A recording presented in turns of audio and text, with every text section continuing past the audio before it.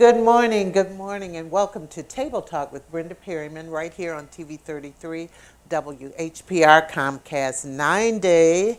And we are live this morning, September 12th, and I'm happy to be here. And I'd like my co hosts to introduce themselves. Hi, I'm Cheryl Ajamu, owner of the Ajamu Group. We produce the Multicultural Media Luncheon during the Detroit Auto Show. Good afternoon. I am attorney Tiffany McEvans. This morning. It's morning? Oh, I'm used to doing 1 o'clock. Good morning. I am attorney Tiffany McEvans, and I'm also adjunct professor at Thomas M. Cooley Law School. Good morning. My name is Darnell McLaurin. I'm a public servant for the city of Detroit and a union representative. Okay, speak a little louder, Danielle. You know Alrighty. you gotta celebrate. Good morning. Okay, well, we have some interesting topics to talk about today, and you know one of them is going to be Ray Rice and that whole situation. I'm glad I have a lawyer on the panel. I'm glad I have a man on the panel, and so forth. And you could call in and ask your questions if you want. 313-868-0342, 868-0351. And on this day, September 12th in 1962, and this all comes from the book by Ken Coleman, On This Day in African American Life in Detroit, Richard Henry of Group on Advanced Leadership fires off a letter to the Detroit Board of Education President William Merrifield expressing concern about the lack of African Americans and other people of color in the Detroit Public Schools textbooks entitled Our United States. Henry writes, "The result to Negro students, including my son, is apt to irreparable harm, further resulting in serious impairment of these students' ability to realize their full potential in the pursuit of life and happiness. Ultimately, the Detroit branch of the NAACP will also express concern, but the school district will stick to its guns and continue to use this textbook."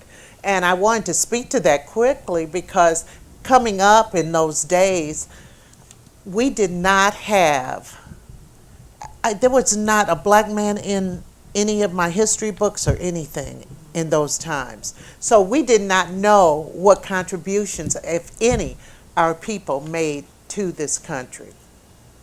And you all, at least you had something. Something. Yeah. Yeah, you had more than most, I tell you. So even when I taught, I got a chance to teach American literature. I made sure to talk about our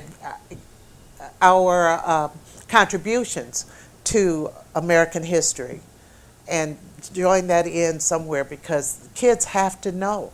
They have to know that not only one ethnic group had anything to do with America. And on television, we would watch the Little Rascals, and I'll never forget Uncle George. Yum yum, eat 'em up. I mean, it was so. I mean, he was dressed like a cannibal.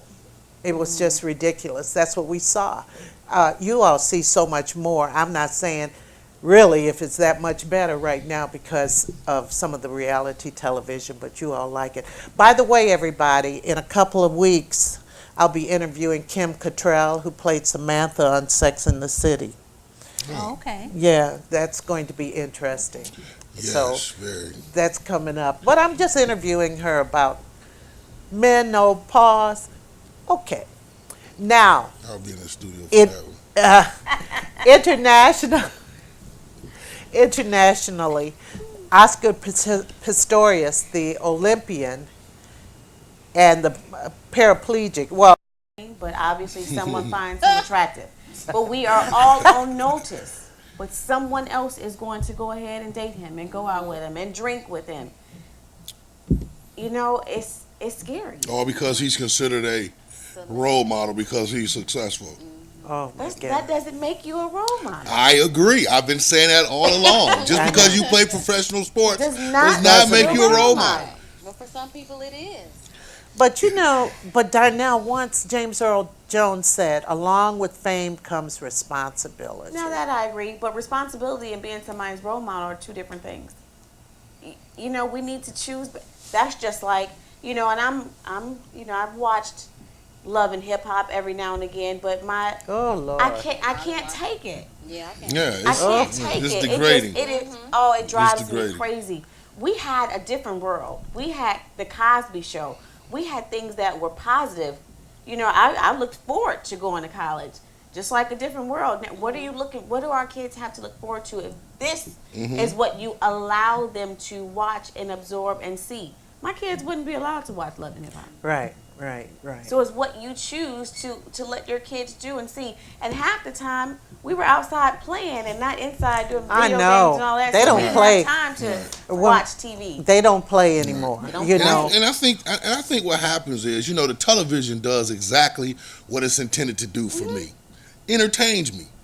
That's it. I don't take nothing I see on television and infuse it in my life. It's See, a lot of entertainment. People do that. A And, lot of right. people And do. I understand a lot of people do. And so, I want to bring up this point, though, speaking about the CeeLo Green and passing drugs. Ladies should be aware of this, is 4 college students in Pennsylvania developed a fingernail polish Oh yeah. that changes colors if you are given what is it, If you're Rohypnol? drink- What is it? The That date A roofie, rape like a drug. date rape drug? exactly. Yeah. Your fingernail polish changes to black, Yeah. so you'll know if you've been roofied or whatever. So very interesting concept. Wow. I'm not advertising for them, but I thought that was kind of That's great. interesting. Well, Yeah. that's important.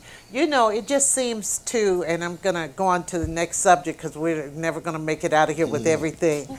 But as far as Atlanta, the Atlanta Hawks are concerned, they were scared. One of the owners, well, he's backing off and everything now, he said that they're not getting enough, diversity, white people coming to the games because whites are scared. So many blacks who come to a game scare away the white people. And then they don't play music that the white people like, that appeals to a 40-year-old white guy who's there probably just to watch the game. But what did you all think of that? I thought he was, I didn't look at this as a racial issue at all. Not for me. What you got to It understand was is a business. exactly. If you go back to 1976, 1977, I believe it was, the same thing happened to the LA Raiders. When they left Oakland and came to LA, the stands were full of black folks. Really? Exactly, and that's when the NWA came out with the Oakland Raider gear, and everybody started wearing it, and as you know, the NWA image was taking over in the stadium. They was fighting, they were doing everything, so it took over. So this guy has a business that he wants to protect, and he wants it to grow. He's looking at his demographics that's going to pay. Their demographics show that white men between the age of 35 and 55 is the people that's going to spend the money. That's ironic you say that because when they had, a few years ago, they had the NBA All-Star game down in Las Vegas. And Las Vegas said they'll never do that again because a lot of blacks came, but they didn't spend any money. Well, see, the issue that I'm having is you are in a position to change this. So instead of verbalizing it, what you do is tell them, hey, I want you to play a diverse music. I want you to play different music. I want you to... Right. Which he did. You implement those things without making that statement to the world that this is how you feel and this is what you think. My mom said when that closet door opened, some folks should have left it closed because everything is coming out now. Whatever you say comes out, and unfortunately, sometimes, like Ms. Pyramid just said, less is more. He could have done exactly what he wanted to do by simply doing it. And not And broadcast. I agree. He did some of those things. He told me to play different music and so on and so forth. But he didn't spew this to the world. He sent this in an email to people on his team. That's the same difference. That's working with him to make things better. That's the same difference. You have to be careful how you state things. It's not what you say, it's how you say it. He could I have agree. done the same thing and addressed it to all of his team members just by simply saying, we're going to go in a different direction and this is what we're going to do.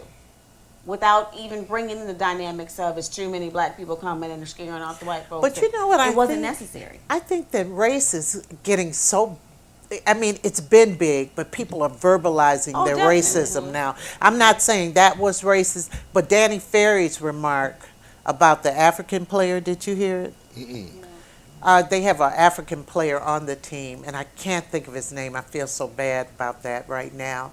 But he said that he's like one of those stores where it's real nice on the outside, Uh-oh. and you go inside, and it's just junk and all this No, he stuff. didn't. Yes, he did. No. Yes, he did. Yes, he did. No, I didn't hear that. One of the interesting things I found about Mr. Levinson was when he was talking about white folks talking about it being too many blacks or outside the stadium.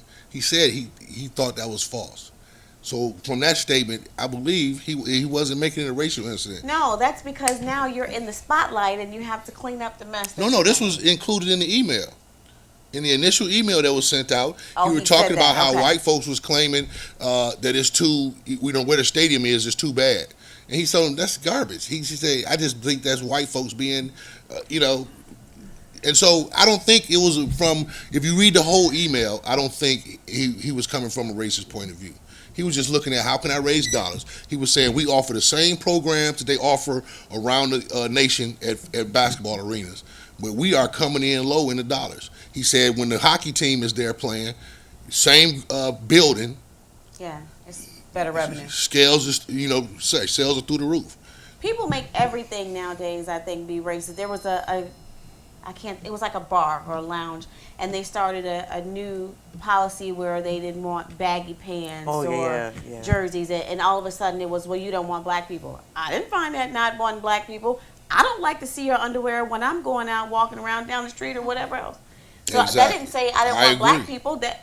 And that's how everybody, well, not everybody, a lot of people want to just then come forward and say, oh, well, I'm not going to patronize this establishment because they're doing is saying they don't want. That's definitely not what they said. They're self-socializing. What they see every day is what they're talking about. Cheryl, you're a businesswoman. What do you feel? I agree. I agree that a portion of it is, it's business. It's about money. It about money. always is. It's about the money. It is about the money. But for Because, example, well, let me just put it this way. Just think about this. What if it was all these black people coming to this game and they were bringing in so much money? They were making so much money off of them. A word would have been said. What did you think would happen? right, They were right, like, how can we right. get some more black people here so we can get some more of this money? Exactly. Yeah, absolutely. Well, it's funny because we interviewed the guy who owns Bagger Dave's and Buffalo Wild Wings in this vicinity. But his first Buffalo Wild Wings was in Ypsilanti, up near Michigan Avenue. He figured he'd get the college crowd, Yes. but no, he got the town crowd. And he said there were fights every night and everything. Why do we bring that culture sometimes? Why do we bring that? We gotta fight. We don't bring it. If that's our culture, it goes with us when we leave. We don't. If I'm at BW3s and I'm a G, guess what? Oh my I'm God! a G in the hood. I'm a G at BW3s. Or Red Lobster. Right. My mother always says, "Why do we have to fight at everything?" Okay, real quick.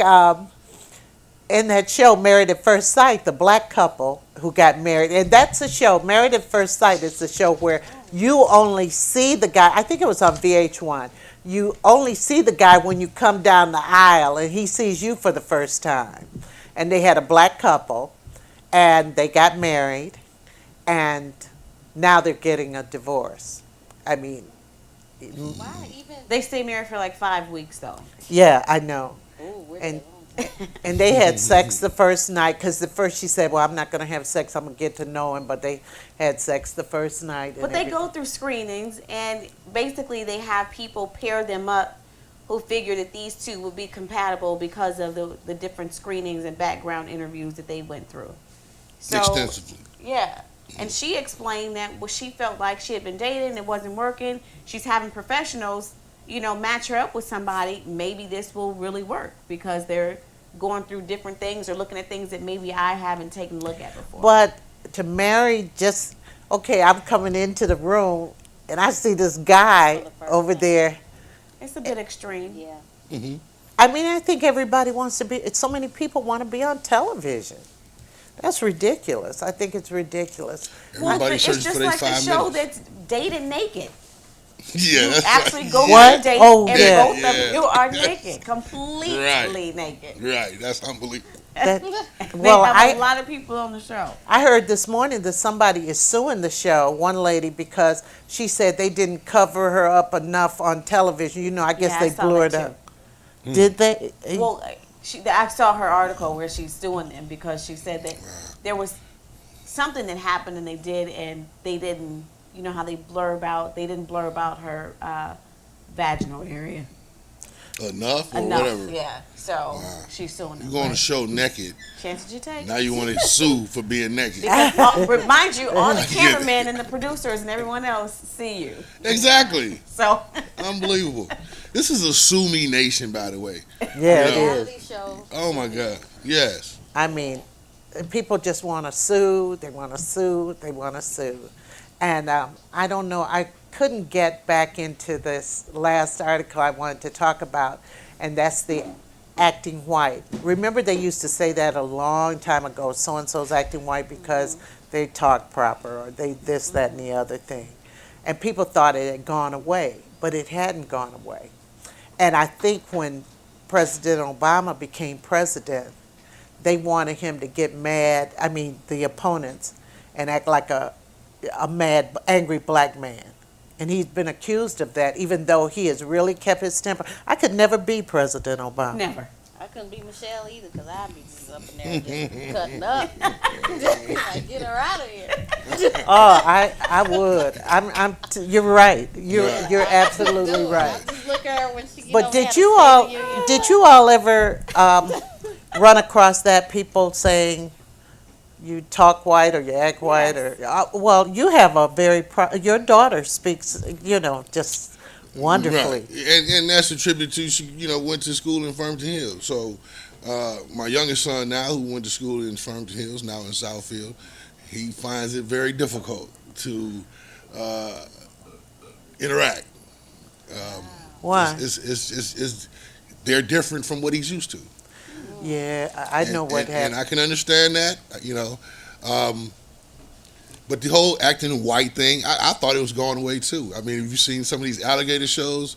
The way these white people speak on these alligator shows? Oh, I haven't seen that. That's Right. Tiffany's show. Right. That's Tiffany's show. It's absolutely But I know incredible. we got to get ready to wrap it up, but it really gets me when people talk like that. My daughter works at Beaumont, and some of the black people she works with, why she talk like that? And they have talk about her behind her back, but she doesn't care.